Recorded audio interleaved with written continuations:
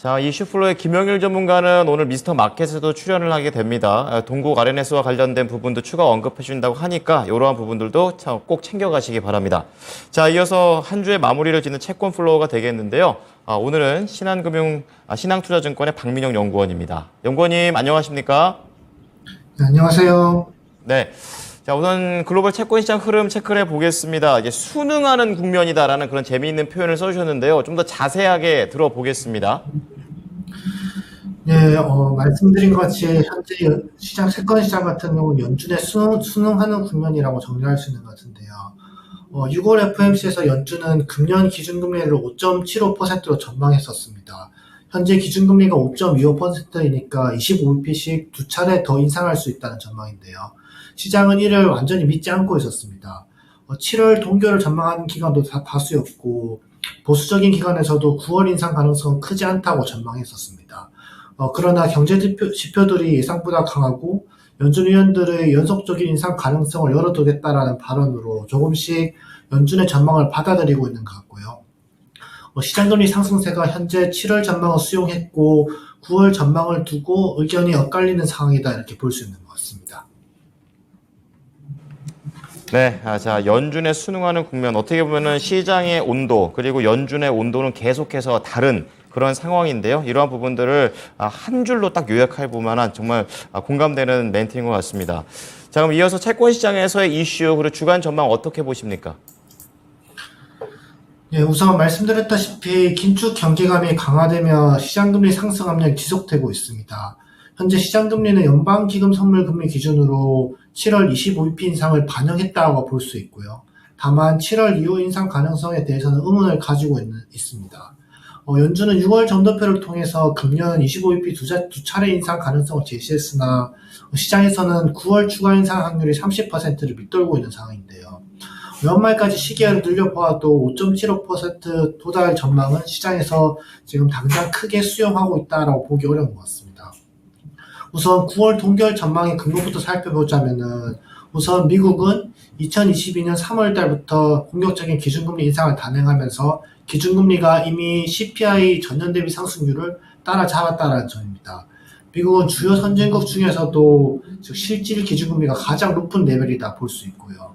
이제는 공격적인 긴축의 여파를 경계할 수 있는 위치에 도달했다라고도 볼 수 있는 것 같습니다.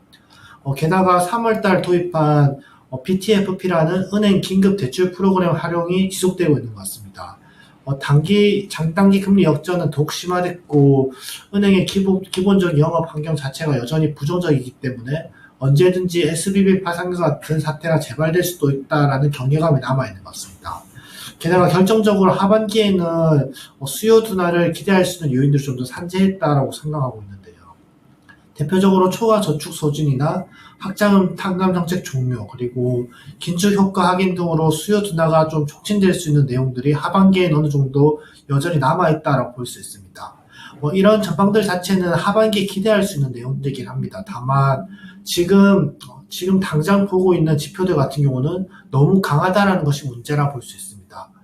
시장금리는 단기적으로는 9월달 인상까지도 반영해야 된다라고 생각되고요. 이런 내용들을 반영하면서 시장금리 같은 경우 좀 더 올라갈 수 있다라고 판단하고 있습니다. 세부 내용을 좀 살펴보자면은 GDP 성장률 같은 경우는 개인 소비 지출 중심으로 해서 1분기 2%로 확정 발표됐고요. 소비자 심리까지 반등하면서 단기적으로는 수요 둔화가 가파르게 나타날 가능성이 크지 않은 것 같습니다. 당장 오늘 밤에 발표 예정인 고용지표 같은 경우도 금리 방향이 우호적이지 않은 것 같습니다. 전반적으로 유의미한 고용시장 둔화 흐름이 확인되지 않고 있는데요. 오늘 확인했던 ADP 고용 서프라이즈나 감원 건수 급감 등 이렇게 미국 고용시장에서는 여전히 타이트하다라는 징조가 나타나고 있습니다. 매주 발표되는 신규 실업수당 청구 건수도 보시면은 지금 19년 수준을 넘어서긴 했지만은 연속적인 실업수당 청구 건수는 여전히 감소세입니다. 이 말은 즉슨 재취업에 대한 어려움이 전혀 크지 않다라고 볼 수 있는 것 같은데요.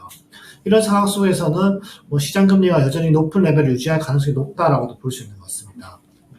이런 흐름들 같은 경우는 미국의 투자 사이클의 영향 때문이라고 생각되는데요. 미국 같은 경우는 제조업 중심으로 투자 사이클 반등이 나타나고 있습니다. 대표적으로 AI 붐이나 리쇼어닝으로 인해서 투자지표가 가파르게 계속 상승하고 있는 상황인데 이런 상황 속에서는 기업에서 고용을 굳이 줄일 이유가 많이 약화됐다고 볼 수 있는 것 같습니다. 게다가 다음 주에 발표되는 물가 측면에서도 주의할 내용들이 있습니다. 작년 하반기부터 지속적인 디스인플레이션 국면이 이제 후반기에 진입했다고 볼 수 있는데요. 우선 6월달 CPI YOY 같은 경우는 기저효과 때문에 3%대 진입도 가능합니다. 그러나 향후 물가 둔화 흐름이 강하지 않다면은 7월부터 지표는 다시 상승하는 국면에 진입하게 되고 당장 시장 같은 경우는 물가 레벨이 낮아지는 것보다 그 이후의 경로에 대해서 우려하면서 이를 좀 더 반영할 가능성이 높다라고 볼 수 있는 것 같습니다. 이런 흐름 속에서는 디스인플레이션 기대를 지속하기 위해서 주거 물가 둔화가 가장 중요하다 생각되는데요. 그러나 최근에 지표들을 보시면은 긴축 가중에서 주택 가격은 하향 조정됐고 금리 레벨 같은 경우는 작년과 비교해 볼 때는 어느 정도 상단에 제한되는 모습으로 주택 시장 지표들이 좀 반등하는 시그널들이 나타나고 있습니다. 이게 주거비 둔화폭을 제한으로 연결된다면은 결국 목표 물가 도달은 영원해지는 상황이라 볼 수 있는 것 같습니다. 결국 연준 입장에서는 물가 안정을 위해서는 좀 더 높은 금리를 유지해야 되는 필요성이 있는 상황이고요. 연준은 추가 긴축을 더 강하게 주장할 것이고 결국 시장금리 같은 경우는 7월뿐만 아니라 9월달 기준금리 인상 가능성도 반영할 수 있다고 생각됩니다. 이를 가정해서 금리 레벨을 추정해보면은 2년물이나 10년물 같은 경우는 이미 5%, 4% 돌파한 상황인데요. 여기서 한 20bp 정도는 더 올라간다 하더라도 전혀 무리가 없는 경제 환경이라 생각됩니다. 수익률 곡선 같은 경우는 최근에 장기물이 좀 가파르게 올라오면서 스팁되는 모습을 보였지만은 어쨌든 긴축이 더 가져가야 된다는 측면에서 단기물은 더 상방 압력이 나타날 수 있고요. 결국 단기물 중심으로 수익률 곡선은 좀 더 베어 플랫 흐름이 이어질 수 있다라고 보고 있습니다. 여전히 추가 상승 여력이 남아있다는 측면에서 말씀드린 이렇게 레벨까지는 보수적인 채권 투자 전략을 유지해야 된다라고 정리해 볼 수가 있는 것 같습니다.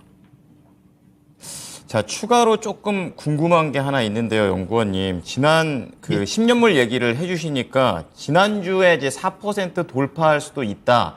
이렇게 전망을 해주셨는데 말씀대로 돌파가 됐습니다. 그러니까 지난주에 방송을 보셨다면 오늘의 이런 예측도 어느 정도 가능했었다라는 그런 내용으로도 해석해 볼 수가 있는데요. 그렇다면은 10년물이 이제 벤치마크이기 때문에 앞으로 상단이 얼마나 더 올라갈 수 있다고 전망하십니까? 사실 단기적으로 볼 때는 시장에서는 아직 9월달 인상을 완전히 반영하지 않았기 때문에 이걸 좀 더 반영한다면은 시장 금리는 더 높아질 수 있다라고 보고 있고요. 이걸 점도표를 온전히 반영한다라고 계산해 보면은 2년물 금리 같은 경우는 5.2% 정도, 그리고 10년물 금리 같은 경우도 장단기 금리 역전을 고려해 볼 때 4.2 정도까지 올라갈 수 있다라고 볼 수 있는 것 같습니다. 여기서 7월 달에서 이 정도에서 상단을 형성할 것이라 판단되고 있는데요. 그 이후 금리 같은 경우는 일단 단기적으로는 수요 둔화가 좀 더 나타나는지 확인이 필요한 것 같고요. 만약 그렇지 않고 투자 사이클 중심으로 고용 시장이 계속적으로 강하게 나타난다 그러면은 상단을 다시 높게 재설정해야 될 가능성도 열어둬야 되는 상황인 것 같습니다. 즉 조금 더 높아 올라갈 수 있는 내용들을 좀 더 주목해야 되는 것이 지금 경제 환경이다 이렇게 정리할 수 있는 것 같습니다. 네네. 이러한 부분들 좀 살펴보고요. 또 미국의 고용지표와 주거물가가 안정화되는지도 잘 보도록 하겠습니다. 오늘 말씀 감사합니다. 네, 감사합니다. 네, 오늘 채권플로우는요, 신한투자증권의 박민영 연구원의 전망을 들어보셨습니다.